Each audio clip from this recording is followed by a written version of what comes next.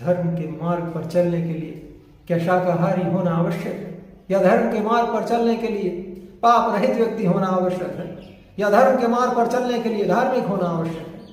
ऐसी किसी भी चीज की कोई अनिवार्यता नहीं है।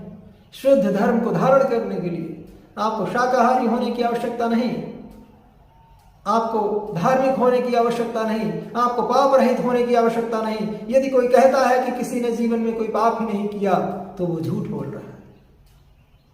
जाने अनजाने में कितने पाप हो जाते हैं। ईश्वर दयालु है, ईश्वर आपको क्षमा कर देगा। परंतु जब आपने शुद्ध धर्म को धारण कर लिया तब आप स्वयं ही शाकाहारी हो जाएंगे, तब आप स्वयं ही अहिंसक हो जाएंगे, धार्मिक व्यक्ति हो जाएंगे, आप्त पुरुष हो जाएंगे, पाप रहित हो जाएंगे। आनंद का स्रोत आप में बहेगा और आप परमार्थ के बारे में विचार करेंगे, आप जगत के कल्याण के बारे में कार्य करेंगे। उसी में आपका भी कल्याण होगा और जगत का कल्याण होगा। भगवान बुद्ध ने अपने जीवन काल में इस बात की पुष्टि की है कि कोई मांसाहारी भी है, वो भी धर्म को धारण कर सकता है, वो भी धर्म के मार्ग पर चल सकता है, परंतु शर्त एक ही है, उसके बाद आपकी मनोवृत्ति शुद्ध होने लगे, आप दूसरों के लिए करुणा आपके मन में फूटने लगे, आपके हृदय में पवित्रता आने लगे, तब तो धर्म का सही मार्ग आपने चुना है।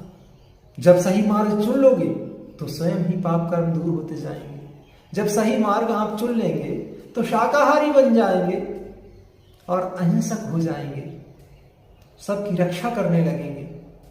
मनुष्य का तो धर्म ही है दूसरों के कल्याण के बारे में विचार करना और जगत का कल्याण करना, सभी प्राणियों को सद्भावना के साथ देखना, चाहे मनुष्य मनुष्य के साथ सद्भावना हो, चाहे जीव जगत से सद्भावना हो, चाहे पशु पक्षी इत्यादि पेड़ पौधों के साथ सद्भावना का भाव हो। यही मनुष्य का भाव है, यही मनुष्यता है।